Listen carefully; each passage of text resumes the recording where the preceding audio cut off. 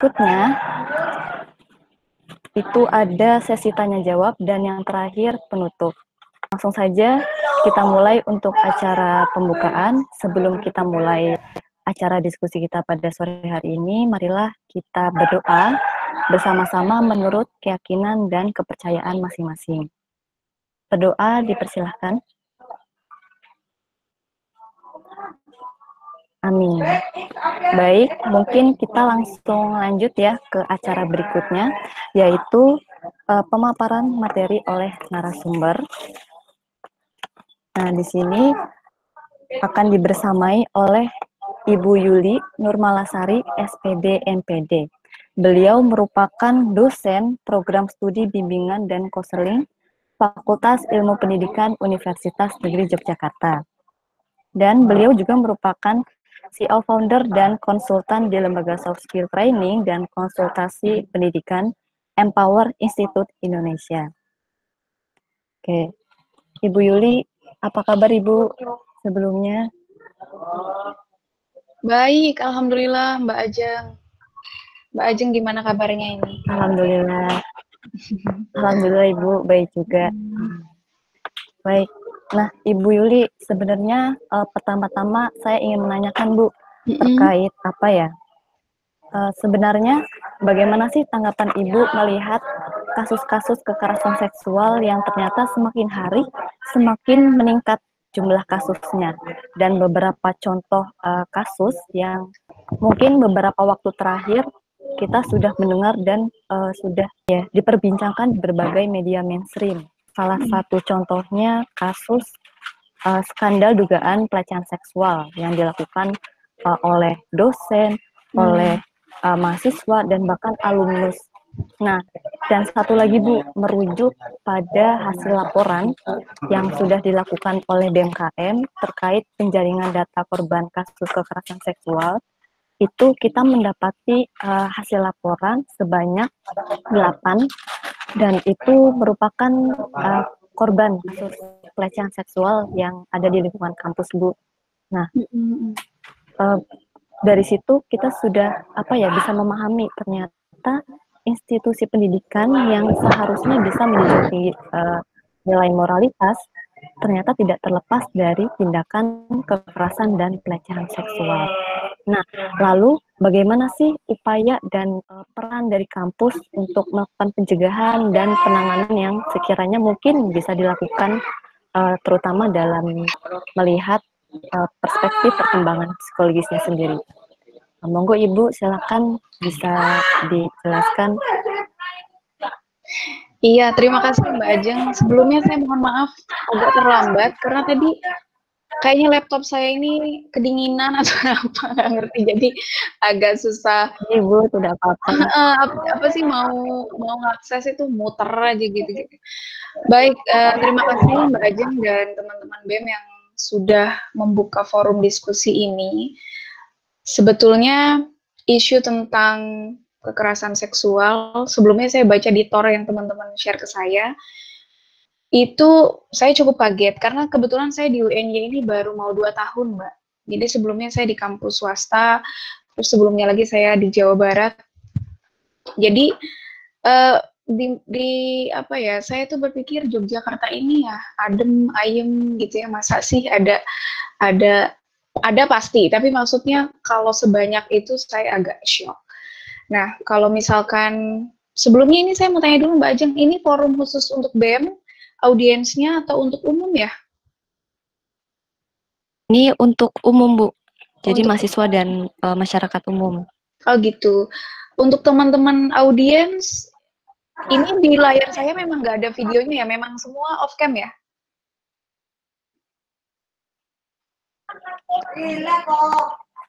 Semuanya memang off cam ya Mbak ya, nggak ada yang on cam ya? Mungkin untuk peserta silakan boleh bebas, mau on cam boleh, mau off cam juga nggak apa-apa. Oke, takutnya ini yang di saya aja yang off cam. Baik teman-teman, teman-teman audiens, saya kurang tahu apakah semuanya mahasiswa atau ada yang mungkin guru, ada yang mungkin konselor, atau ada juga yang mungkin orang tua atau masyarakat umum. Jadi boleh banget chat saya sebelum saya menanggapi pertanyaannya Mbak Ajeng. Boleh mungkin teman-teman ada yang memberitahu saya kalau ada yang selain mahasiswa, misalkan saya guru atau saya ibu RW gitu ya. Kita harus saling mengenal satu sama lain. Jadi jangan sampai one way.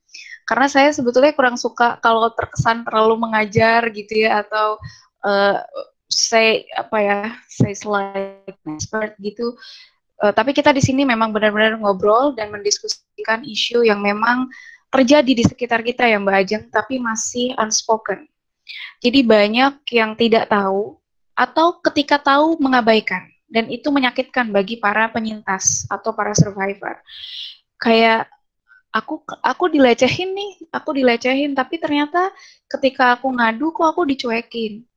Itu kan yang paling membuat trauma, yang paling membuat orang jadi enggan bercerita ke orang lain. Nah, makanya saya izin share ini dulu ya, share konten ya Mbak ya. Iya, siap Bu. Oke, tapi semoga lancar sambil menunggu masih loading. Jadi kalau misalkan Mbak Ajeng bertanya bagaimana tanggapan saya tentang isu ini atau tentang topik ini, ya pasti prihatin, bahkan sangat prihatin. Betul, saya setuju kalau harusnya institusi pendidikan menjadi sebuah tempat yang aman, yang membuat orang tidak merasa worry berada di dalamnya. Gitu. Kita bisa melakukan apapun tanpa insecure, tanpa merasa curiga, tanpa merasa was-was. Tapi faktanya memang tidak hanya terjadi di Jogja, di Indonesia, bahkan di luar negeri pun banyak terjadi gitu.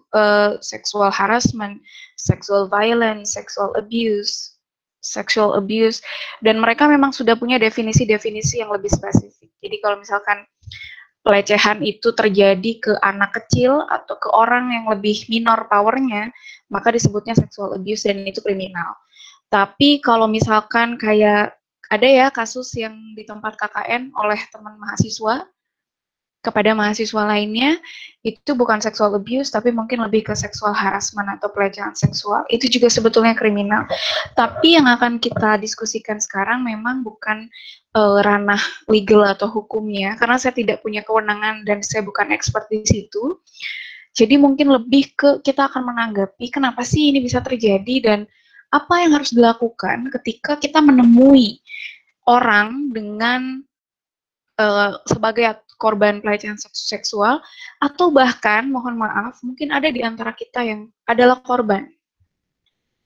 We don't know. Ada mungkin orang yang motivasinya ikut acara ini, teman-teman yang ikut acara ini karena memang mencari solusi, mencari aku harus gimana, karena aku ternyata penyintas, karena aku ternyata survivor, karena aku bingung, dan saya sangat memahami untuk menceritakan aku sudah dilecehkan, aku sudah mengalami kekerasan seksual. It's not easy gitu ya, Mbak Ajeng, karena kembali lagi, jangankan di Indonesia dengan kultur patriarki, dengan kultur yang ada semacam domineering, saya nggak bilang dominating. Domineering itu satu level lebih atas lagi, jadi ada dominasi gender, ada dominasi laki-laki ke perempuan yang itu tuh seolah-olah sudah dianggap biasa, tapi sebetulnya tidak boleh dianggap biasa, karena kita sebagai perempuan pun boleh kok kita speak up ketika kita nggak suka diperlakukan seperti itu. Meskipun sebenarnya kalau misalkan ini berbicara tentang pelecehan seksual atau kekerasan seksual, ada korban yang juga bukan perempuan, tapi ada juga yang korbannya laki-laki. Meskipun mostly memang dialami oleh perempuan. Kenapa? Karena ternyata coba deh Mbak Ajeng refleksi. Mbak Ajeng ini semester berapa ya Mbak? Saya semester 7 Bu. Oh udah ini ya, udah senior ya. Untuk adik-adik senior ya, juniornya. Nah coba Mbak Ajeng mungkin kita flashback atau kita refleksikan. Perempuan itu selalu dianggap kaum yang lemah. Kalau bilang, nggak boleh bilang selalu, misalkan sering kali disebut kaum yang lemah. Pernah nggak ada perempuan, misal kita nih mahasiswa, waktu mahasiswa, saya misal lagi mahasiswa, terus lewat laki-laki, terus kita lagi ngegeng nih, saya, Mbak Ajeng, kemudian ada Mbak Putri, nama putrinya ada 2, ada Mbak Mentari, kita lagi di kantin, tiba-tiba ada laki-laki lewat, misal Mas Adventus Juan Peter ini lewat. Lalu kita ngomong, cowok pernah nggak mengalami kejadian begitu atau melihat? Kadang ada Bu, seperti itu. Ada yang berani kayak gitu ya, perempuan ke laki-laki. Saya belum pernah, seumur saya, berapa tahun nih sekarang? 32 tahun, saya itu tidak pernah melihat ada perempuan yang berani untuk melakukan catcalling kepada laki-laki. Misal kayak laki-laki lewat gitu, hey cowok gitu, kayaknya nggak berani. Tapi kalau kita balik posisinya, meskipun laki-laki itu hanya 2 orang, tapi perempuan yang lewatnya 3 orang, maka laki-laki itu tuh berani melakukan catcalling. Berani untuk memberikan cuitan-cuitan atau bahkan panggilan-panggilan yang kurang kita suka. Misal kayak nyebut baju atau nyebut nama ngasal, atau misal sampai melakukan pencegatan di gang-gang, itu kan emang terjadi dan sampai sekarang itu masih terjadi. Nah, ternyata memang itu emang terjadi gitu di institusi pendidikan yang seperti Mbak Ajeng bilang. Saya sedih banget gara-gara acara ini, saya kan jadi berselancar tuh mencari apa sih sebenarnya yang terbaru sekarang, karena memang jujur saya tidak terlalu menggeluti ini, Mbak. Mungkin lebih ke harassment-nya iya, kajian perilakunya iya, tapi untuk case per case enggak. Lalu ketika saya cek, ya Allah ternyata ada yang dilakukan di rumah dosen, di tempat kajian pendidikannya bahkan, atau yang ada di TOR yang teman-teman share ke saya, bahkan ada di tempat-tempat di kampus yang tersembunyi ya Mbak ya, dan itu tidak terdetek oleh CCTV. Ketika kita melaporkan, kita mau punya bukti apa? Dan ternyata itu menjadi isu legal juga gitu. Ketika kita mau melapor, kita nggak punya bukti. Ya masa kita lagi dilecehkan, kita ngerekam selfie kan nggak mungkin juga. Gitu. Nah itu mungkin kelemahan dari sisi hukum. Namun yang akan saya soroti ya kembali lagi lebih ke isu-isu psikologisnya. Gitu. Ya prihatin sekali. Bahkan tadi ada yang di sebuah kampus besar, saya gak usah disebut kampusnya, alumni sampai penyintasnya menjangkau 30 orang. Dan itu terungkap ketika ada yang berani speak up. Bayangkan kalau tidak ada yang berani speak up sampai akhir. Kira-kira akan berapa puluh lagi yang akan menjadi korban. Dan circle-nya, Mbak Ajeng, ini yang harus dipahami banget teman-teman.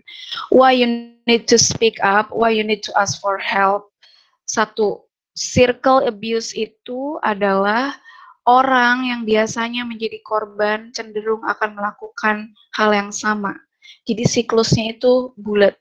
Jadi kalau misalkan, mohon maaf, saya menjadi korban pelecehan, maka kemungkinannya tiga. Ketika saya berhasil untuk sembuh, ketika saya berhasil untuk bangkit dan deal with trauma, saya akan baik-baik saja. Saya akan melakukan kehidupan saya seperti biasanya, berfungsi baik. Yang kedua adalah saya tidak berfungsi baik, saya menjadi sangat penyendiri dan banyak masalah nanti yang akan kita diskusikan. Tapi yang ketiga adalah saya mungkin melakukan hal yang sama ke orang lain, ke orang yang saya anggap tidak berdaya, ke orang yang saya anggap lebih lemah, dan itu bahaya. Makanya siklusnya nggak akan pernah terputus kalau misalkan ini nggak kita cari solusinya bareng-bareng gitu. Gitu mungkin Mbak Ajeng kalau misalkan meminta tanggapannya. Paran langsung apa gimana Mbak? Boleh Ibu langsung aja ditampilkan slide-nya. Oke. Saya punya waktu berapa menit ya Mbak ya? Sekitar 50 atau 40 menit Bu. Oke. Ini udah nampak belum ya? Sudah Ibu. Oke. Baik. Mungkin teman-teman sekali lagi perkenalkan saya Yuli. Mungkin tadi ketika saya telat masuk Mbak Ajeng udah memperkenalkan saya. Saya dosen di BKUNJ, jadi VIP ya, ini Fakultas Ilmu Pendidikan. Jadi kalau teman-teman mau mencari saya, menemui saya, boleh datang ke jurusan BK. Nah, kita akan membahas tentang kekerasan seksual di lingkungan kampus. Kekerasan seksual ini memang spektrumnya luas, jadi kita akan lebih banyak cerita tentang lingkungan kampus dan ceritanya juga lebih ke diskusi, saya sukanya. Jadi mungkin tidak akan terlalu panjang lebar. Nanti kalau misalkan terlalu lama di saya, kita akan kehilangan waktu untuk ngobrol. Baik, saya akan mulai dengan kekerasan seksual itu apa menurut glosariumnya Kemsos nih. Saya akses dari glosariumnya Kemsos. Apa sih kekerasan seksual di Indonesia gitu. Karena kalau saya baca di beberapa literatur yang ada di Amerika, kemudian yang ada di UK, itu mereka sudah menspesifikkan kekerasan seksual ini menjadi beberapa term atau beberapa istilah, mulai dari sexual harassment, sexual abuse, kemudian sexual violence, rape atau perkosaan. Itu mereka punya plot-plot kajian yang spesifik dan begitupun dengan legalnya gitu. Hukum-hukum yang diatur pun sudah sangat spesifik ke sana. Nah, teman-teman bisa dicek di sini. Poin yang sangat saya highlight adalah ada kata pemaksaan berkali-kali. Jadi setiap perbuatan yang pemaksaan hubungan seksual, pemaksaan hubungan seksual yang dengan cara yang tidak wajar, mungkin cara tidak wajar adalah mohon maaf, mungkin melalui anggota-anggota tubuh yang tidak seharusnya, kemudian untuk komersial dan atau untuk tujuan tertentu. Nah, pemaksaan ini yang harus di-highlight, yang akan kita soroti dalam perspektif psikologis. Kalau kita ngomongin pemaksaan, artinya kita nggak punya willingness untuk melakukan. Jadi kita tidak membahas hubungan seksual dengan kesukarelaan. Misalkan, mohon maaf ya, kalau misalkan ada suami istri melakukan hubungan seksual, lalu si istrinya merasa terpaksa. Apakah itu kekerasan seksual, Bu? I think so. Tapi pertanyaannya, apakah hukum kita sudah mewadahi itu? Pasti akan berdalih, dia kan istri saya. Nah, ini juga isu kultur, isu dogma yang memang terjadi di masyarakat kita. Tapi kita soroti bahwa kekerasan seksual ini relate to pemaksaan. Gitu. Nah, ini yang tadi Mbak Ajeng mungkin sempat sounding. Kekerasan seksual, ini saya screenshot dari webnya Rifka Anissa. Rifka Anissa itu salah satu NGO yang bekerja sama dengan Laboratorium BK, menyoroti beberapa case tentang kekerasan seksual di kampus. Kemudian yang hitam ini, yang nama baik kampus, ini saya screenshot dari tirto.id yang melakukan kerjasama dengan beberapa pihak. Dan mungkin bisa dilihat spoilernya, di sana ada beberapa kekerasan seksual, bahkan sampai 174 penyintas yang speak up. Yang speak up teman-teman, yang tidak speak up we don't know, gitu, kita nggak tahu. Kemudian yang di bawah, ini salah satu yang saya screenshot, saya menemukan banyak sekali artikel tentang pelecehan seksual, kekerasan seksual di kampus, dan memang, ya sad story sih, banyak sekali hal-hal yang membuat kita prihatin. Nah, ini saya menemukan, saya tadi membaca jurnal tentang seksual harassment, katanya 87% perempuan. 87% artinya kalau ada 100 perempuan, memang ini bukan di Indonesia risetnya, tapi di Amerika, kalau misalkan ada 100 perempuan, maka 87 diantaranya itu pernah mengalami catcall. Catcall itu kayak catcalling ya, kayak misalkan kita lewat di warung, terus kita pakai baju merah, terus laki-laki manggil merah, atau cantik, atau misalkan apalah dengan kata-kata yang sebetulnya nggak ngenakin. Atau touch without permission. Touch itu bukan hubungan seksual, teman-teman. Touch itu hanya sentuhan. Jadi seperti menyentuh ini, tapi without any consent, kita nggak suka, kita nggak ngizinin. Or insulted with sexual words. Jadi apa ya, semacam melecehkan dengan kata-kata yang berorientasi seksual. Bisa online, bisa offline, dan itu terjadi. Jadi banyak. Makanya saya bilang ini spektrumnya akan luas. Jadi ketika ngomong kekerasan seksual, nggak hanya ngomongin hubungan seksual aja, tapi bagaimana secara verbal dan non-verbal ada perilaku yang tidak mengenakan bagi si subjek yang mendengarnya. Nah, ini data yang cukup mencengangkan dari tirto.id ini.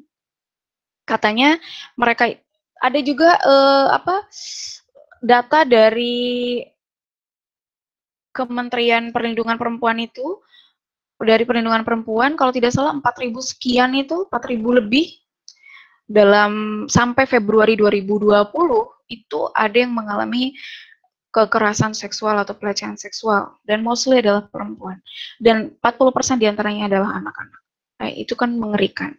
Kemudian sejak 13 Februari sampai 28 Maret, nah ini kolaborasi Nama Baik Kampus yang tadi saya share di sebelumnya, menerima 207 testimoni, dan 174 diantaranya berhubungan dengan institusi perguruan tinggi.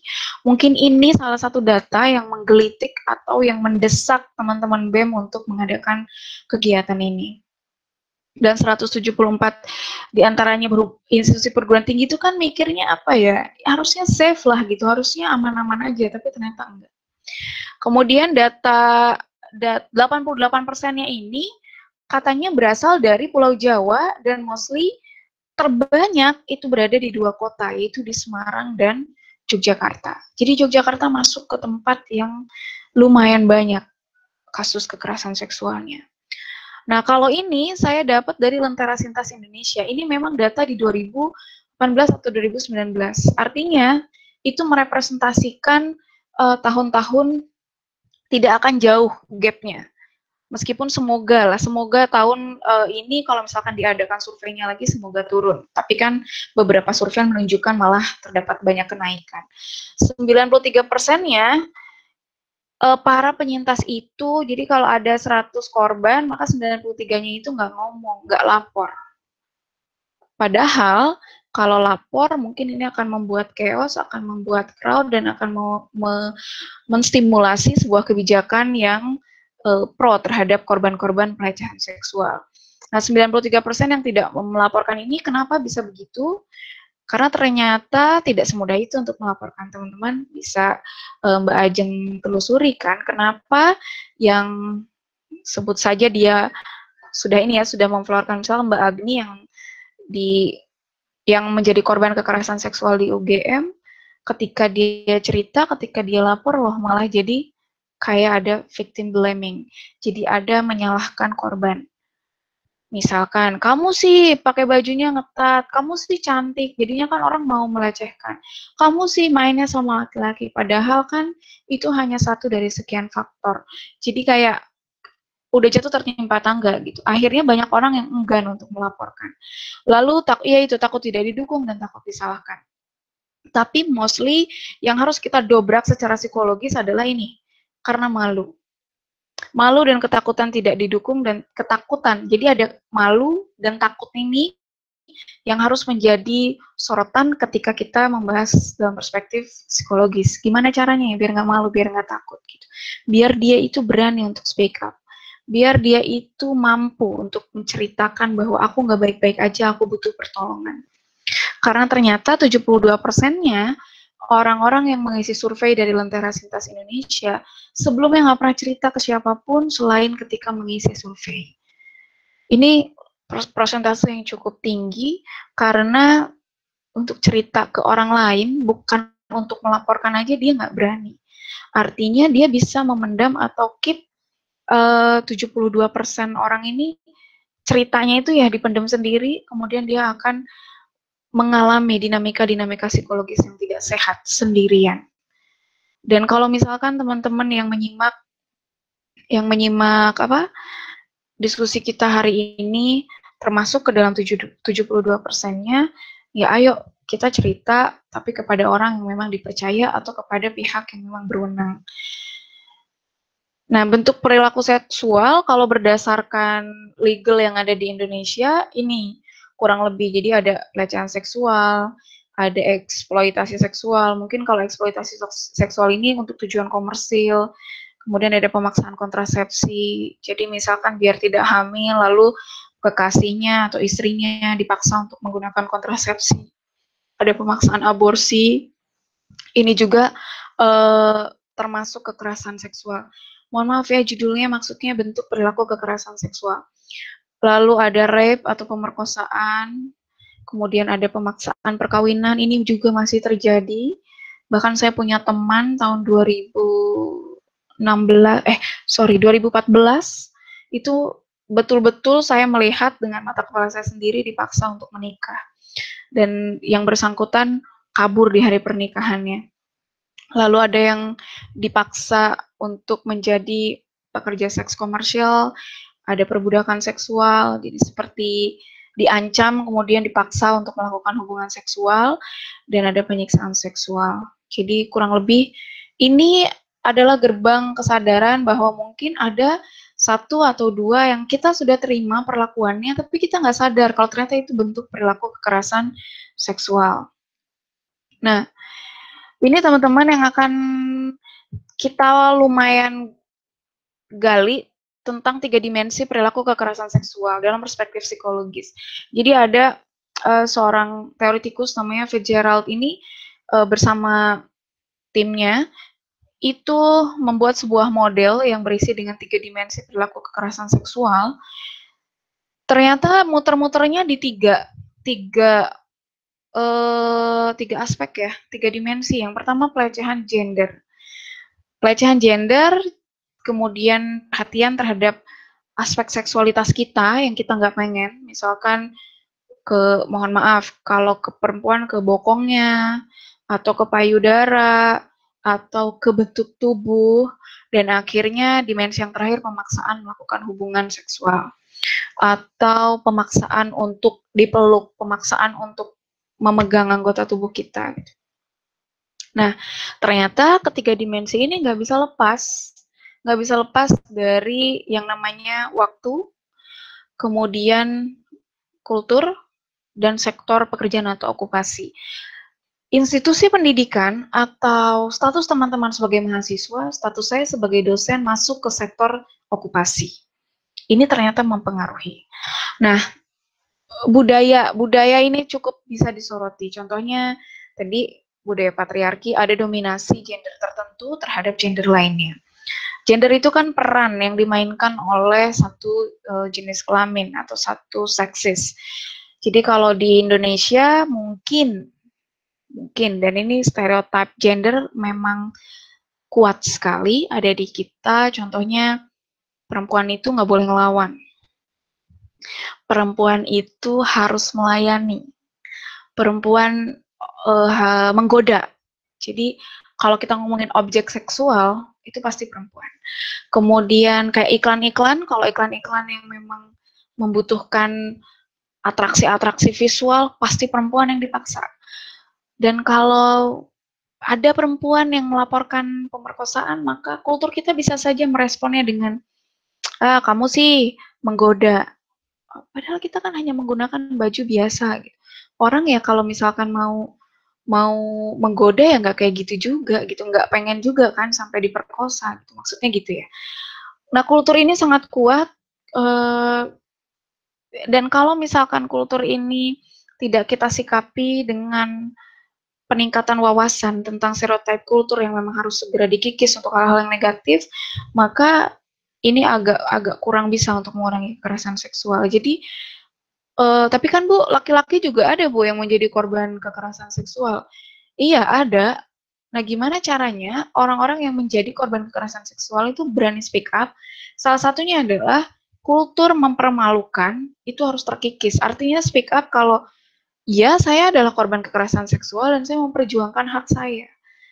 Hak saya untuk merasa baik-baik saja dan diterima kembali di masyarakat tanpa stigma. Dan si pelaku diberikan hukuman yang sesuai atau hukuman yang sepadan dengan apa yang dilakukannya. Itu sebetulnya yang diinginkan. Kemudian dalam sektor pekerjaan atau okupasi, kita harus menyadari bahwa ternyata memang kayak dosen perempuan ke mahasiswa laki-laki. Saya menelusuri belum ada kasus itu. Tapi kalau dosen laki-laki ke mahasiswa perempuan itu banyak. Dokter klinik kampus kepada pasien mahasiswa perempuan atau kepada staf perempuan itu banyak. Artinya dalam sektor okupasi, pelecehan gender atau stereotip gender ini pun berlaku. Kemudian ada seperti dari pemuka agama. Pemuka agama itu juga banyak dilaporkan oknum-oknum pemuka agama, oknum-oknum bos, oknum-oknum orang yang punya kuasa dalam sektor okupasi itu seperti punya kuasa atau punya kuasa untuk melakukan kekerasan seksual dan punya kuasa untuk membungkam korban. Nah, ini secara psikologis, orang itu kalau dalam sektor okupasi memiliki satu posisi yang penting, maka dia akan merasa bebas melakukan apapun. Jadi bahaya memang kalau misalkan pimpinan atau orang-orang yang cukup strategis posisinya memiliki kecenderungan melakukan kekerasan seksual. Karena selain mampu melakukan, dia juga ternyata ngerasa aman karena dia bisa membungkam. Ini yang mungkin menyedihkan. Ini yang membuat siklusnya menjadi tidak mudah terungkap. Nah, sekarang saya lanjutkan lagi ke emang kenapa sih Bu kalau misalkan ini dibiarkan aja lah udah korban yang menangis sendirian gitu atau pelaku juga berkeliaran, toh hanya catcalling, toh hanya hanya dipegang bahu, enggak kayak gitu. Kenapa? Karena manusia itu punya kebutuhan untuk merasa berharga. Perempuan terutama punya kebutuhan untuk merasa dimuliakan di kultur kita. Perempuan itu atau individual itu butuh sekali untuk memiliki rasa worth ya. Jadi berharga kemudian layak untuk hidup di tengah-tengah masyarakat. Nah, kenapa ini menjadi penting untuk dikaji? Karena ternyata kalau ada korban yang dia merupakan penyintas kekerasan seksual, maka saya nggak bilang level kekerasan seksualnya itu harus berat, ringan, atau medium, karena setiap orang penerimaannya akan beda. Mohon maaf, saya lewat, terus saya catcalling, saya merasa hina, apaan sih, ini emang saya salah ya, gitu. Tapi mungkin ada juga orang yang, cuman kayak gitu, oke, itu sesuatu yang bukan concern kita, tapi ketika misalkan secara individual merespon satu perilaku kekerasan seksual, pelecehan seksual, atau perilaku yang tidak menyenangkan yang berorientasi seksualitas, maka ternyata dapat menyebabkan rasa sakit dan penderitaan berkepanjangan. Terus penyintas mengalami ketersinggungan yang berkepanjangan. Jadi kejadiannya mungkin 2 minggu lalu, tapi selama 2 minggu saya masih memikirkan, ada yang salah nggak sih sama saya? Kenapa sih dia kayak gitu ke saya? Apa saya ini seperti perempuan nakal ya? Self-questioning, merasa tidak worthy akhirnya. Jengkel, tapi mau marah juga nggak berani karena itu sekumpulan laki-laki. Saya juga pasti kalah kalau saya ngelawan. Ada rasa malu muncul. Malu itu nggak harus diungkapkan ke orang lain, malah kita juga kadang merasa malu ditelan sendiri, merasa terintimidasi, dan akhirnya stres, lalu takut terus. Misalkan takut untuk ke jalan itu, dan kita menjadi punya semacam batasan-batasan atau limitation yang menghambat aktivitas kita sehari-hari. Nah, kemudian ada juga satu literatur yang bilang kalau ternyata sexual harassment ini atau kekerasan seksual itu merupakan faktor resiko untuk masalah berat badan, body image, tadi merasa unworthy dengan dirinya, dengan tubuhnya, dan bahkan ada yang sampai mengalami gangguan makan. Ya gimana mau nafsu makan karena fokusnya terus ke kejadian atau adegan kekerasan seksualnya. Lalu ya tadi ya yang sudah sempat kita singgung, mengurangi rasa aman. Jadi kebayang ya Mbak Ajeng kalau misalkan ada mahasiswa kemudian menjadi korban kekerasan seksual, baik itu oleh dosen misalkan atau oleh staf kampus atau orang-orang yang berada di dalam kampus atau bahkan oleh teman sekelasnya, teman sefakultasnya. Apakah kita bisa melakukan pembelajaran dengan well-being, dengan nyaman? Saya rasa tidak. Kita akan punya rasa was-was, takut, selalu ingin ditemani. Tapi permasalahannya, apakah akan selalu bisa ditemani? Itu kan yang menjadi hambatan juga ketika kita mau melakukan sesuatu jadi nggak bebas karena ada perasaan insecure. Nah, yang keempat ini saya rasa ini sangat logis, ini khusus untuk teman-teman yang masih sekolah, untuk teman-teman mahasiswa, tentu engagement teman-teman dalam pembelajaran menjadi terpengaruh. Jadi nggak fokus, jadi mikir nanti pulang aku harus lewat mana biar terhindar dari orang itu, gimana caranya aku bisa nggak bolos sama bapak itu, tapi aku nggak mau ketemu bapak itu, aku nggak mau ngumpulin tugas, jadi ada semacam apa ya, ketakutan gitu, was-was untuk engage dalam aktivitas-aktivitas belajar di kampus atau di sekolah. Dan tentu akhirnya konsekuensi logisnya adalah prestasi dan pencapaian akademik menjadi nggak maksimal. Ya gimana mau maksimal, fokus kita menjadi terbagi ke hal-hal yang menakutkan, yang membuat cemas. Akhirnya kan ya IPK ya seadanya, setiap hari juga murung misalkan. Dan ini saya yakin kalau misalkan nanti ada teman-teman di sini yang merasakan itu, you're not alone ya, teman-teman berhak untuk cerita, teman-teman sangat berhak untuk mencari pertolongan, dan teman-teman sangat-sangat berhak untuk merasa aman. Jadi jangan dipeluk sendirian gitu rasa tidak amannya, jangan dipeluk sendirian rasa cemasnya, tapi ayo speak up, meskipun memang ketika kita memutuskan untuk bicara, pilih pihak-pihak yang memang bisa dipercaya, pihak-pihak yang memang bereputasi untuk menangani hal seperti ini. Nah, ini long term impact-nya ketika penyintas tidak mampu bangkit atau tidak mendapatkan pertolongan dengan segera, maka bisa jadi emotional stress-nya atau distress-nya itu menjadi lebih akut, menjadi lebih parah. Lalu secara fisik juga akan drop, karena kalau dalam perspektif psikologis, ketika pikiran terganggu, maka pikirannya kan fokusnya ke sana terus tuh, ke adegan-adegan yang memang mengganggu.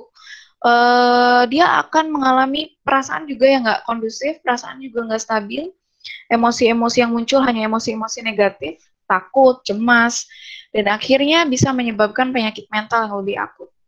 Nah, lebih parahnya lagi, ini mungkin kalau itu berlangsung setelah 2 tahun masih terus mengganggu, maka bisa menyebabkan PTSD atau post trauma disorder, gangguan stres pasca trauma. Jadi trauma itu kan biasanya 2 tahun setelah event traumatiknya terjadi, kemudian dia akan terus-terusan stres dan dia tidak akan bisa menikmati hidup selayaknya orang yang senang gitu, yang bahagia, yang punya self compassion gitu. Jadi terganggu, yang ada hanya stres, takut, fobia laki-laki, atau mungkin ketika melihat sesuatu ke-trigger lalu dia bisa menangis, ketika melihat sesuatu dia bisa dengan spontan berlari misalkan. Ya, saya tidak berniat untuk menceritakan satu kasus secara spesifik oleh siapa, tapi saya pernah mendapatkan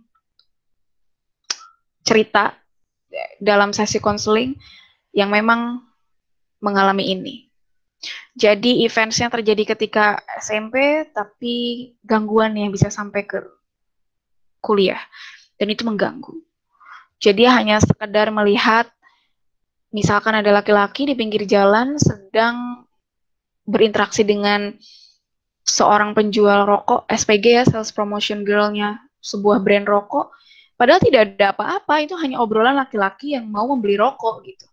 Ternyata konseli saya ini bisa sampai muntah, bisa sampai mual, bisa sampai merinding ketika melihat di taman ada yang lagi dekat laki-laki dan perempuan, ternyata memberikan reaksi-reaksi emosional yang uncontrolled gitu. Dan itu memang terjadi. Terus ada juga yang menyakitkan teman-teman, ketika ada di lingkungan kampus memang tadi dilakukan oleh orang-orang yang kita anggap tidak seharusnya melakukan itu, atau tidak seharusnya saya mendapat perlakuan itu dari orang yang mengerti. Nah, itu kan jadi double apa, sakitnya itu jadi double.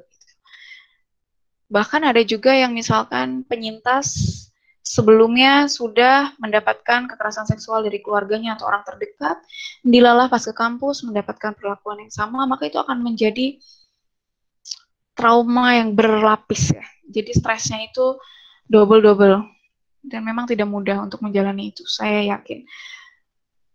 Nah, oleh karena itu, kalau misalkan hari ini kita mencari solusi, saya tidak berpikir kita akan mendapatkan solusi dalam satu kali tepuk. Seorang psikolog bisa membuat korban kekerasan seksual menjadi sembuh. Seorang konselor bisa melakukan konseling sehingga korban menjadi well-being seketika gitu. Nggak bisa. Kenapa? Karena ini tidak ada solusi tunggal untuk masalah ini. Oleh karena itu, kalau kita ngomongin kekerasan seksual, kembali lagi ini akan melibatkan banyak sekali elemen.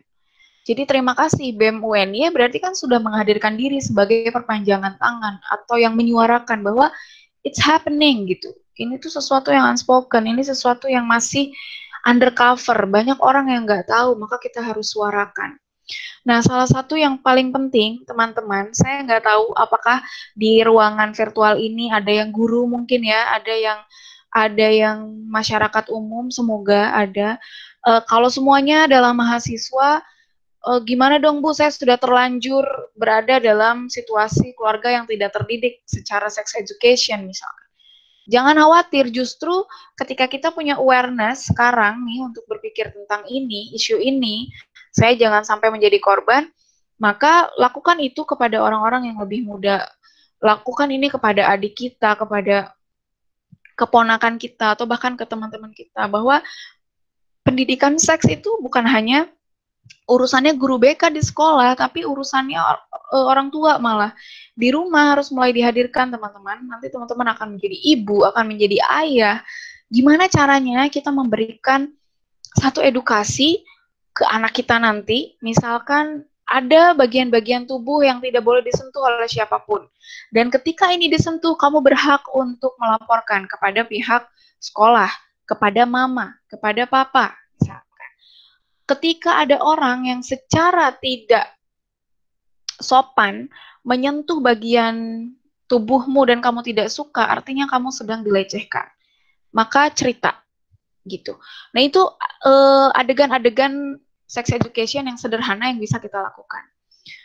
Untuk teman-teman mahasiswa, mohon maaf, kalau misalkan teman-teman mahasiswa mendapatkan perlakuan yang kurang menyenangkan dan berorientasi seksual, jangan diem, tapi memang harus speak up, teman-teman. Speak up kemana, Bu? Boleh ke dosen yang teman-teman percaya. Kedua, boleh ke pimpinan prodi atau jurusan. Tapi Bu, selama ini juga nggak ditanggepin kok. Itu urusan nanti, kita cerita aja dulu. Sekarang era sosial media, selama teman-teman punya data yang akurat, selama teman-teman punya sesuatu yang bisa dipertanggungjawabkan, why not? Kita gunakan seperti sosial media atau komunitas-komunitas yang menyuarakan ini untuk bisa menjadi fasilitator atas ketidakrelaan kita. Karena ternyata ketika kita berani untuk speak up, impact-nya bukan hanya untuk kita, tapi juga untuk orang banyak. Nah, kemudian yang kedua, meningkatkan awareness. Awareness kalau malu dan takut itu wajar. Sangat bisa dipahami, teman-teman. Ibu malu, Bu, nanti takut disangka lebay, soalnya bapak dosennya, ibu dosennya, atau stafnya, atau siapapun orang yang di kampus itu, hanya menyentuh bahu kok, tapi saya nggak suka. Nah, menyentuh bahu itu ya initial act-nya gitu. Kita nggak tahu setelah itu akan gimana. Aware, oh bapak ini berarti ada kecenderungan nih untuk melakukan itu. Ya apapun statusnya ya. Oknum, misal oknum dosen, oknum staf, atau oknum dokter. Artinya, teman-teman harus sudah berani speak up ke temannya yang teman-teman percaya. Nanti kalau bimbingan, kalau misalkan saya mau konsul sama bapak itu, temenin ya, please. Atau misalkan kok sengaja banget ya, kita kan harus sudah punya sensitivitas. Sengaja banget ya si bapak tuh kalau bimbingan sama saya mintanya sore ketika ruang sepi atau kosong. Maka minta teman untuk menemani. Itu harus. Jadi, tapi kan Bu, saya mahasiswa baru, saya jadi, no. Bukan masalah mahasiswa baru, tapi lebih ke, itu hak untuk kita aware kalau kita terancam atau kita ini harus menghindari itu. Jadi being assertive, kemudian speak up, dan yang terakhir, ask for professional help. Ini penting sekali. Kalau misalkan di UNY itu, ada UPTBK, ada laboratorium psikologi pendidikan dan bimbingan, kemudian ada lembaga-lembaga hukum, komunitas-komunitas yang memang concern di bidang ini, jangan sungkan untuk ask for help. Itu mungkin ya teman-teman, dan kembali saya tegaskan, tidak ada solusi tunggal untuk masalah ini. Jadi memang kerjasama dan saling peduli itu adalah kunci utama.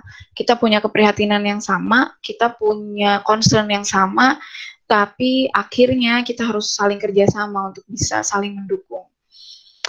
Itu mungkin dari saya, dan saya lebih ingin kita diskusi atau kita ngobrol. Saya stop sharing dan saya kembalikan ke Mbak Ajeng ya Mbak. Monggo. Oke, baik. Terima kasih banyak Bu Yuli yang sudah sharing ilmu serta pengalamannya yang sangat luar biasa. Gimana teman-teman? Banyak sekali ya ternyata ilmu dan informasi baru yang kita dapat hari ini. Gimana kita akhirnya tahu, oh ternyata bentuk pelecehan seksual itu sangat beragam. Ya, dan kemudian kadang kita sendiri tuh nggak sadar, mungkin kita pernah menjadi korban pelecehan seksual atau kita telah menjadi korban pelecehan seksual. Nah, tapi di situ kita menganggap hal itu adalah wajar, tanpa sadar jika tindakan itu diabaikan, bisa jadi akan tambah parah. Bahkan yang awalnya dari pelecehan secara verbal, maka terus apa ya, melunjak jadi kekerasan fisik misalnya ya. Seperti itu ya Bu, kurang lebih. Nah, terus Iya Mbak, betul. dan untuk dampaknya sendiri itu juga sangat banyak ya. Belum lagi lingkungan seringkali apa ya, seperti menambah beban. Menambah beban itulah faktor yang kadang kita sering tidak ingin untuk speak up karena belum lagi kita mendapatkan minim dukungan dari lingkungan sekitar. Nah, itulah pentingnya kita harus tahu tentang edukasi. Oh, ternyata kita harus apa ya, mengerti hak setiap orang untuk merasa aman dan terbebas dari segala bentuk kekerasan, terutama kekerasan seksual gitu ya, teman-teman. Nah, mungkin sampai di sini barangkali dari teman-teman sekalian ada yang punya pertanyaan, boleh disampaikan lewat kolom komentar, boleh klik saya atau chat emot apapun. Silakan teman-teman.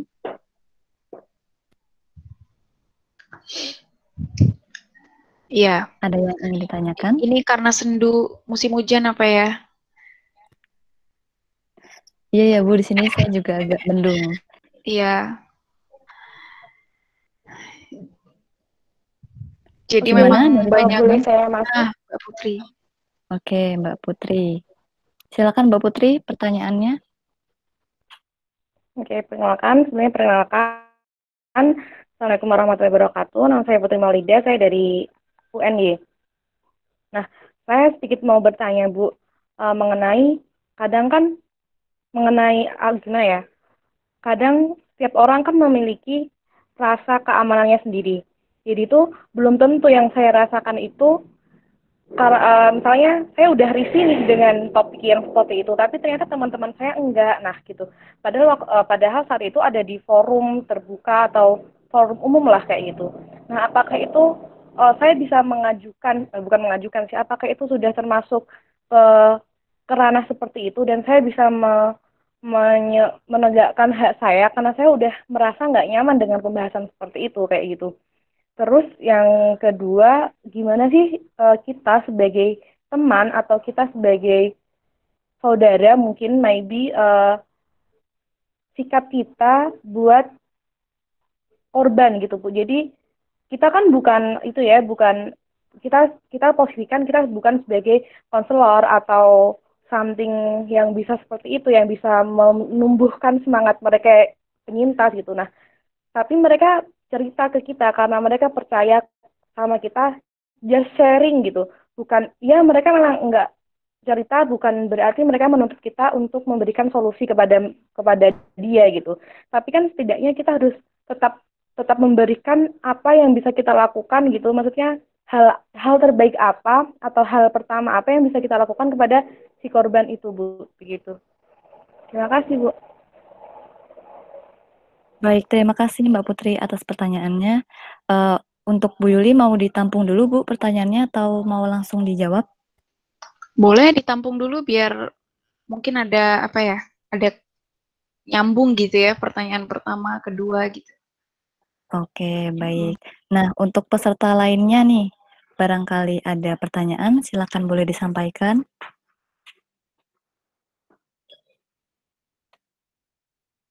Silakan teman-teman.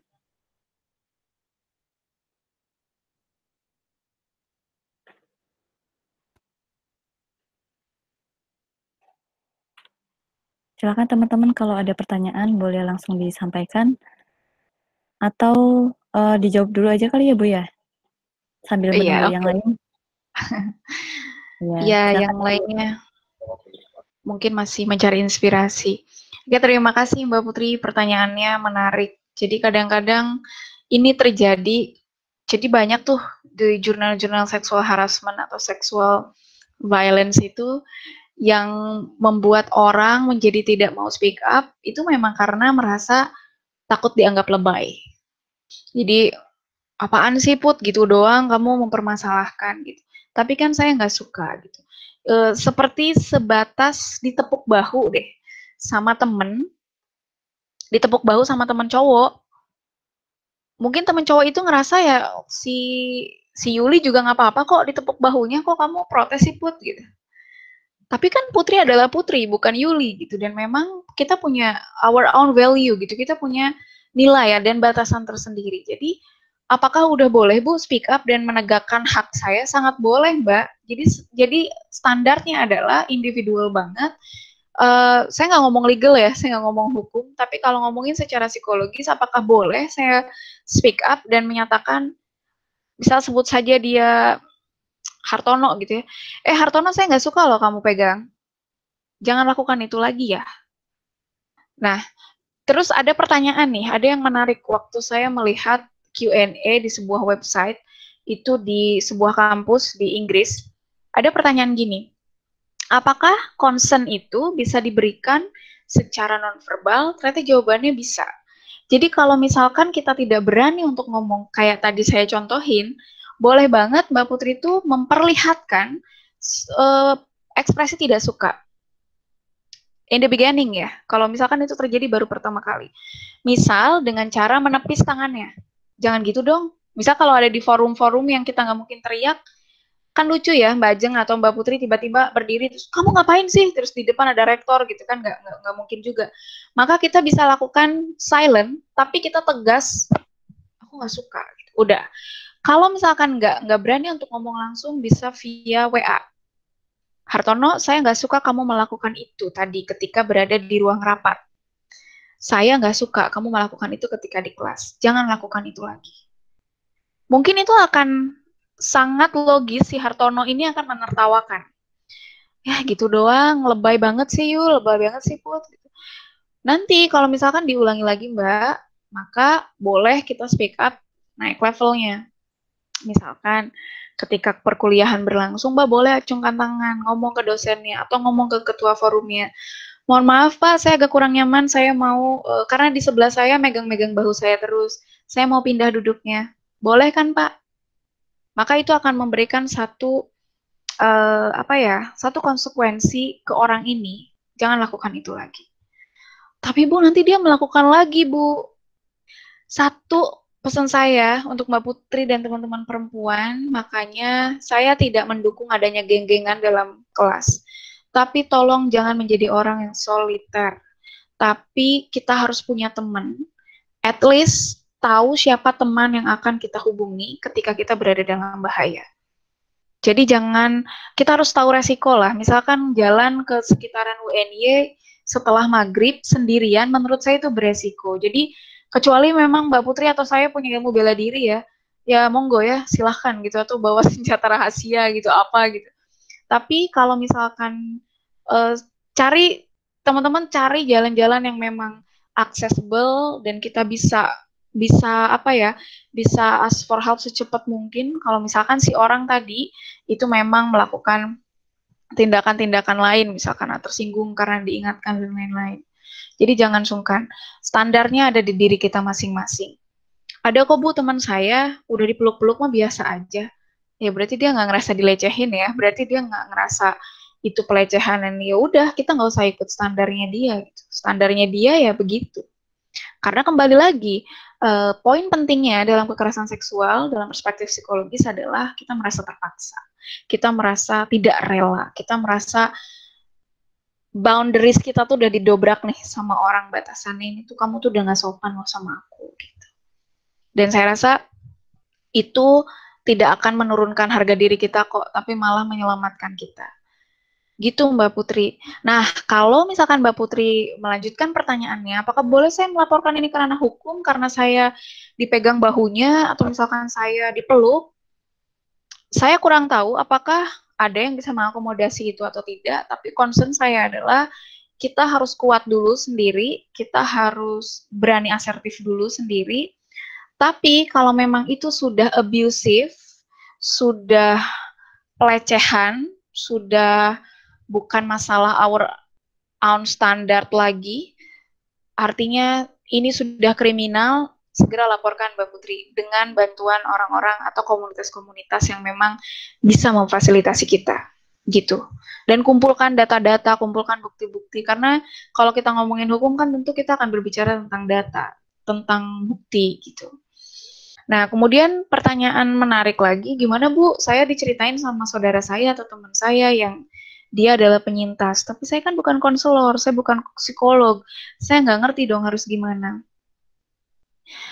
Teman-teman, you don't need to be psychologist atau konselor untuk bisa menolong orang yang sedang patah hati, yang sedang merasa terintimidasi. Memang yang Mbak Putri sudah lakukan itu udah benar. Jadi pendengar yang baik, pendengar yang tidak menghakimi, pendengar yang tidak mengintimidasi, yang tidak membuat intimidasinya menjadi double. Kalau tadi Mbak Ajeng bilang lingkungan tuh kadang-kadang ngebuat kita jadi tambah down gitu ya, maka jangan jadi lingkungan yang seperti itu. Caranya gimana Bu? Kalau bahasa kami itu empati ya, empati itu artinya kita mengerti dari perspektif dia sedang patah hati. Untuk mengerti itu nggak gampang loh teman-teman. Misalkan Mbak Ajeng dipukul, saya nggak. Gimana caranya saya ngerti dan terima kalau Mbak Ajeng itu sakit, meskipun saya tidak pernah dipukul. Nah, penerimaan itu yang dibutuhkan oleh orang-orang yang sedang merasakan penderitaan atau sakit gitu, sakit secara psikologis. Empati, kemudian dengarkan, dan memang tidak butuh solusi kadang-kadang Mbak. Dengan dia merasa didengarkan, dengan dia merasa diakui bahwa saya memang layak membutuhkan pertolongan, itu justru akan mengempower dia untuk bangkit.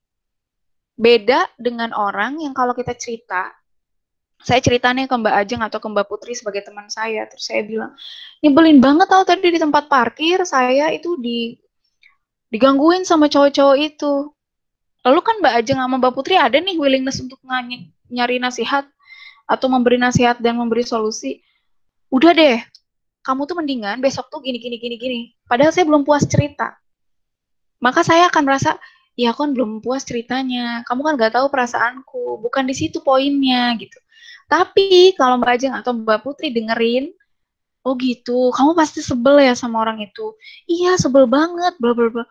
Terus gimana? Sampai dia puas cerita.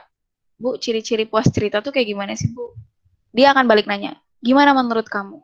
Itu udah puas. Udah boleh kita ngomong, kamu mau saran dari aku atau gimana? Karena aku juga jujur ya, kalau jadi kamu aku juga pasti kaget loh, aku juga pasti sedih loh. Itu empati. Ya ampun, berarti aku diakui ya kalau ini tuh bukan hal yang sepele, ini tuh bukan hal yang remeh-temeh, dan aku wajar ngerasain itu. Gitu. Jadi yang bisa dilakukan itu Mbak Putri, dengarkan, terus berikan empati dan dukungan emosional. Dengan sekedar Mbak Putri ada di situ, fokus, nggak main HP, terus menatapnya dengan penuh rasa penerimaan, dengan gesture yang nerima banget gitu, itu juga matters kok, itu sangat menolong. Nah, kalau udah reda ceritanya, baru deh Mbak Putri boleh memberikan pertanyaan lanjutan. Kira-kira kita bisa minta tolong siapa ya, biar masalah kamu ini bisa ditangani.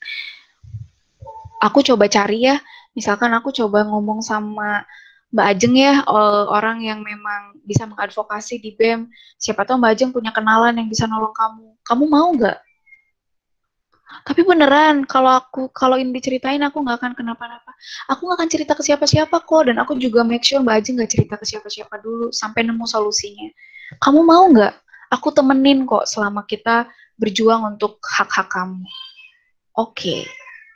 Nah itu Mbak, jadi bahkan kami konselor pun tidak boleh ujuk-ujuk memberi nasihat atau ujuk-ujuk ngasih solusi itu nggak boleh. Tapi memang kita harus memberikan ruang dan waktu untuk konseli berpikir, merasakan sakitnya, merasakan patah hatinya, dan baru menolong kira-kira apa ya yang bisa dilakukan bareng-bareng. Ayo aku temenin, kamu nggak sendirian.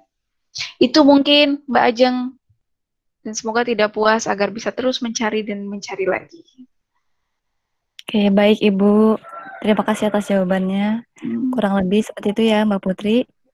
Oke, mungkin dari teman-teman yang lain barangkali ada pertanyaan atau apa ya, hal-hal yang sekiranya masih butuh untuk dijelaskan, boleh untuk disampaikan. Ya, atau sharing story juga boleh loh ya Mbak ya. Sharing-sharing. Betul sekali Bu. Kita sharing seperti biasa aja, diskusi santai ya. Bagaimana teman-teman? Oke, kalau belum ada pertanyaan, mungkin sebenarnya di sini juga saya mau tanya sih Bu, boleh ya Bu? Gimana Mbak? Oke, sebenarnya ini ada kaitannya sama kelainan seksual. Nah, seperti yang pernah viral beberapa waktu terakhir itu kelainan fetis, ya Bu. Nah, terus apa ya?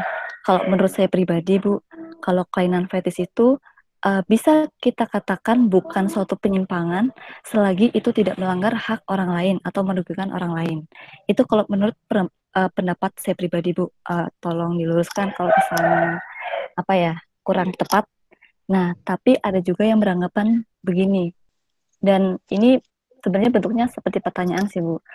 Misal ada orang yang memiliki kelainan fetis, kemudian orang tersebut melakukan atau melampiaskan ke sesama fetis, dan artinya keduanya sama-sama mendapatkan pelanggaran hak yang sama, terus emosi antar keduanya. Nah, itu apakah bisa dikatakan sebagai kekerasan?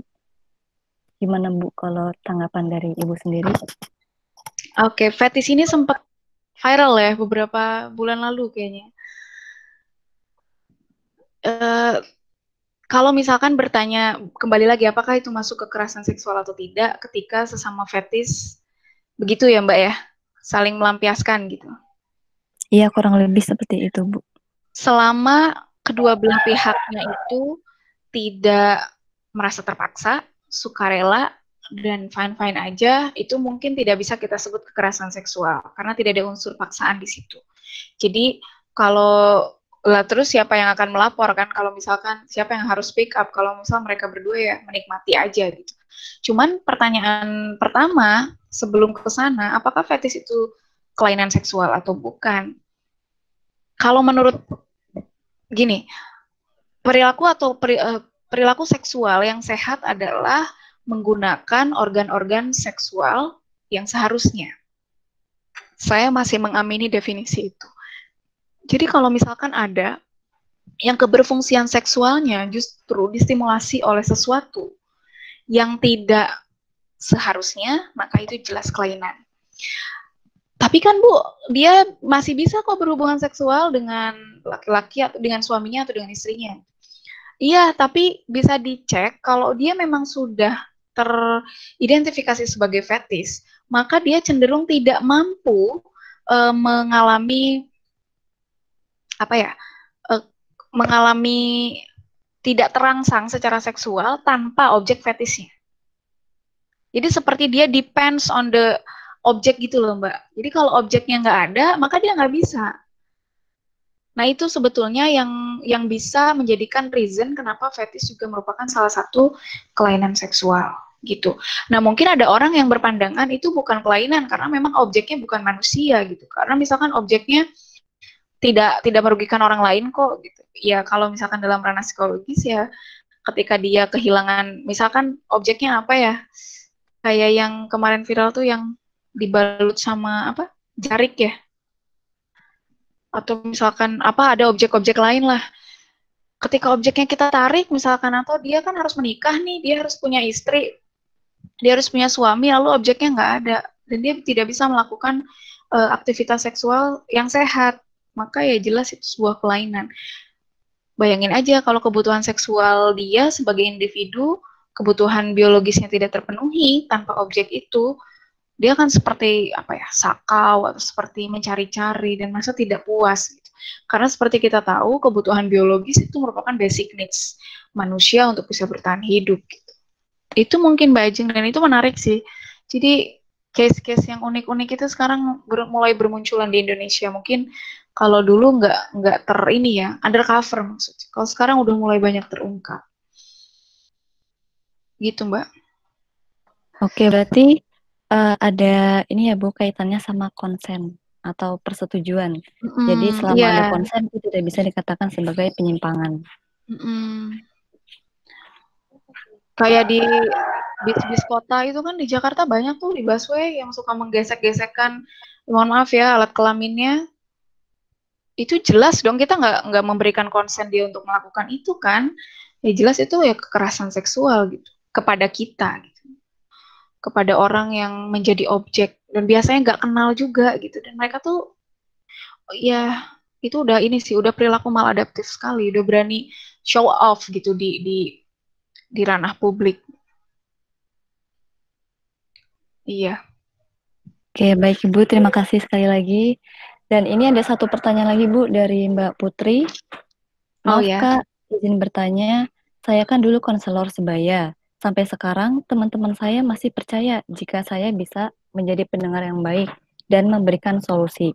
Padahal menurut saya sendiri, saya tidak bisa seperti dulu yang menjadi pendengar yang baik dan bisa memberikan solusi karena kesibukan yang padat.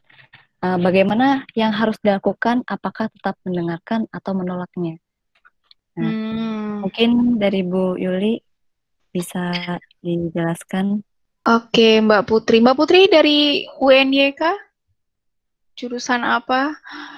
Ya, kalau misalkan, wah itu terjadi sama saya juga Mbak Putri. Jadi sedih sih kadang kita harus menolak teman-teman yang membutuhkan kita gitu ya. Apalagi pas setelah pandemi ini, ada beberapa yang tidak nyaman mungkin melakukan konseling online atau melakukan WhatsApp. Baru 2 hari yang lalu akhirnya saya harus cancel karena ada apa ya namanya juga kita bawahan gitu, ada harus yang dikerjakan dan kita nggak bisa nawar di jadwal konseling yang sudah dijadwalkan mau nggak mau gitu. Nah mungkin ini saya sangat memahami Mbak Putri, di satu sisi ingin menolong tapi di sisi lain saya nggak punya waktu, saya nggak punya.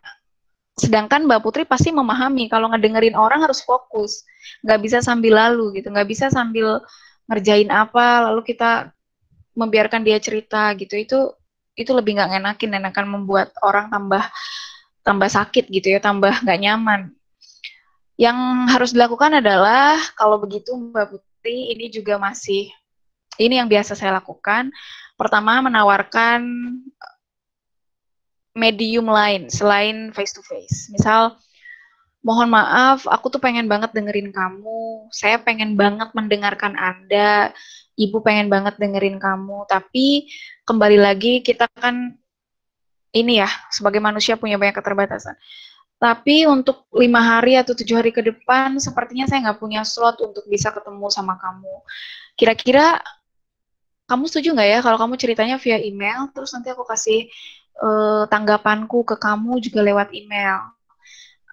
Gimana kalau kayak gitu? Nah, biasanya orang akan lebih merasa diterima dan dihargai, Mbak, ketimbang kita, aduh aku sibuk nih, lain kali ya. Itu tuh kayak, oh, ya udah deh kamu emang sibuk gitu. Jadi kayak, ya kamu doang yang sibuk, aku enggak gitu. Jadi memang harus cerita kalau, aduh aku pengen banget deh dengerin cerita kamu pasti lagi butuh aku banget. Urgent nggak? Kalau misalkan urgent, kamu boleh kirim voice note, aku akan segera kasih feedback. Harus ketemu nggak? Kalau harus ketemu aku nggak bisa. Tapi kita bisa kok chat lewat WA, kita bisa komunikasi via email. Atau nanti setelah semua selesai, ini dengan catatan Mbak Putri punya energi ya. Jam 9 malam kita Google Meet atau kita video call. Gimana? Nah, ketika si teman yang memang membutuhkan itu, oke, Oke Mbak Putri, oke Kak Putri, saya mau deh nanti jam 9 ya Google Meet. Oke, ya udah. Tapi kalau misalkan dia ngomongnya, nggak mau, aku harus ketemu kamu kapanpun deh, kamu bersedia, aku tunggu. Nah, berarti Mbak Putri harus ngasih ini ya, announcement gitu. Misalkan, besok aku free nih, besok kita ketemu ya. Nah, kayak gitu. Jadi emang untuk nolak itu memang susah, karena ada panggilan untuk kita pengen nolong, tapi kan harus ditolak, karena memang kita punya pekerjaan atau prioritas lain. Atau, cara lainnya adalah referral. Misalkan Mbak Putri punya teman lainnya, kalau memang urgent banget, aku akan kasih kontak temanku, kamu mau nggak? Gitu. Itu juga boleh. Nah, urusan temennya itu akan approve atau enggak, kita kembalikan, dan memang itu pilihannya, kita hargai, gitu, apapun keputusannya. Gitu Mbak Putri. Ya Kak, terima kasih. Ya, sami-sami. Oke, baik. Mungkin dari teman-teman yang lain, barangkali masih ada pertanyaan?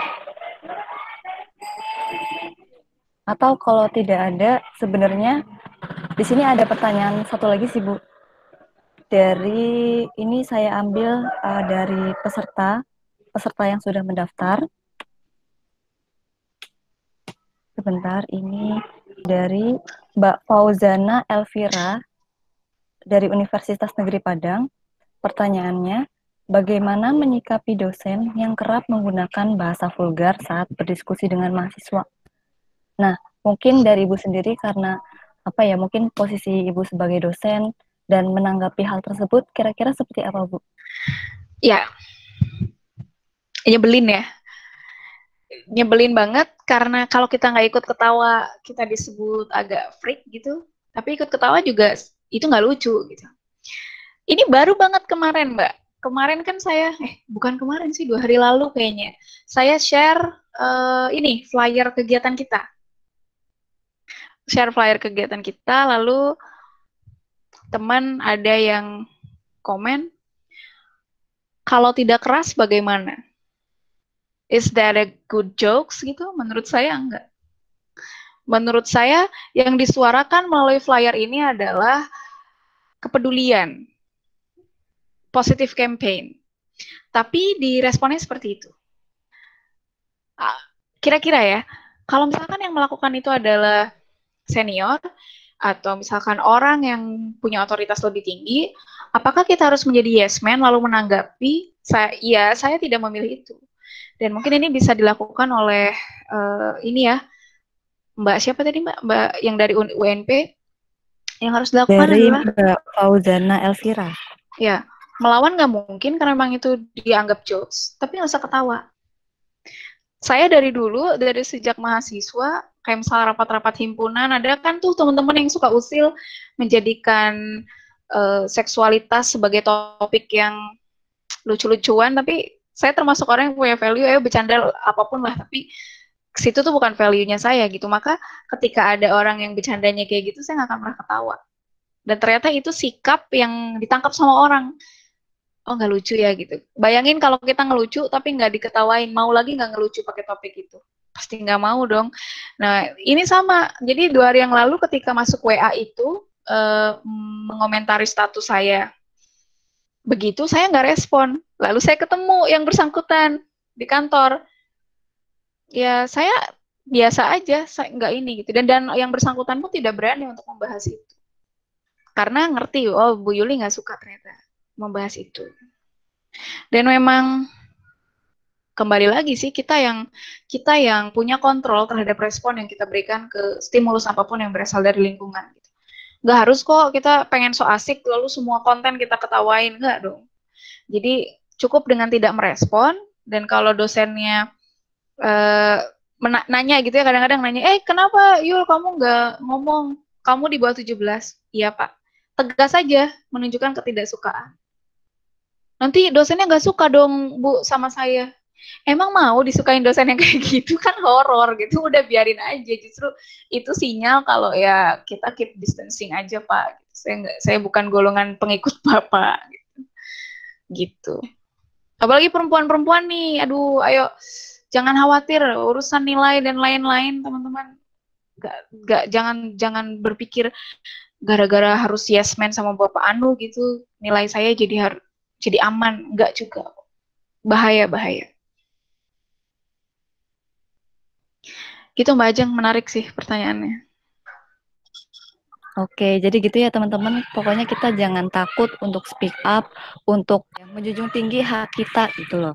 Karena hak kita ya untuk merdeka dari segala bentuk kekerasan, terutama pelecehan seksual yang sudah mungkin sering kita temui ya, terutama di lingkungan kampus. Sampai di sini cukup atau mungkin ada pertanyaan lagi dari teman-teman sekalian? Gimana teman-teman? Apakah masih ada pertanyaan?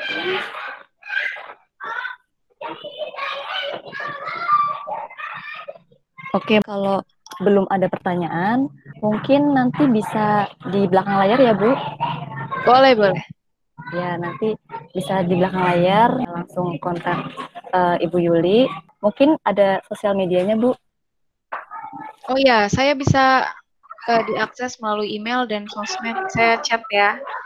Ini email saya, jadi kalau ada yang mau cerita panjang lebar, tapi nggak cukup di chat, itu email saya. Boleh juga DM ke Instagram di sini. Kalau nomor HP nanti nanya aja ke panitia ya, itu jalur ini. Jalur yang udah serius banget, udah yang VIP. Udah yang urgent, monggo. Ya, nah itu ya teman-teman, di sini ada alamat email UNY sama username Instagram. Nanti silakan boleh di-follow yang mau tanya-tanya atau punya suatu cerita yang mungkin butuh solusi, mungkin Bu Yuli nanti bisa membantu. Seperti itu ya, Bu? Insya Allah, semoga. Oke, nah mungkin karena ini waktunya sudah cukup sore dan dari teman-teman juga sudah tidak ada pertanyaan, mungkin bisa kita tutup ya teman-teman. Oke, sekali lagi terima kasih buat Bu Yuli yang sudah berkenan mengisi diskusi pada kesempatan sore hari ini. Terima kasih banyak ya Bu. Sami-sami. Ya, semoga bisa bertemu lain kali tanpa suasana online ya Bu. Semoga. Dan untuk teman-teman semua, terima kasih banyak juga yang sudah berpartisipasi pada diskusi online kekerasan seksual. Semoga dari sini kita bisa lebih aware sama lingkungan dan dalam upaya untuk mencegah dan menangani kasus kekerasan seksual, terutama yang pelecehan seksualnya. Dan mungkin bisa mencari solusi bersama dan memberi dukungan untuk lingkungan sekitar. Dan jangan sampai kita atau orang terdekat kita menjadi korban. Karena siapapun bisa menjadi pelaku dan siapapun juga bisa menjadi korban. Dan setiap orang berhak atas rasa aman dan berhak untuk merdeka, terutama merdeka dari segala bentuk kekerasan. Oke, mungkin cukup sekian ya untuk penutup. Silakan untuk berdoa sesuai dengan keyakinan dan kepercayaan masing-masing. Berdoa, dipersilahkan. Amin. Terima kasih semuanya yang sudah bergabung. Wassalamualaikum warahmatullahi wabarakatuh. Waalaikumsalam. Thank you Mbak Ajeng. Saya izin live ya. Terima kasih. Ya, sama-sama. Terima kasih semua.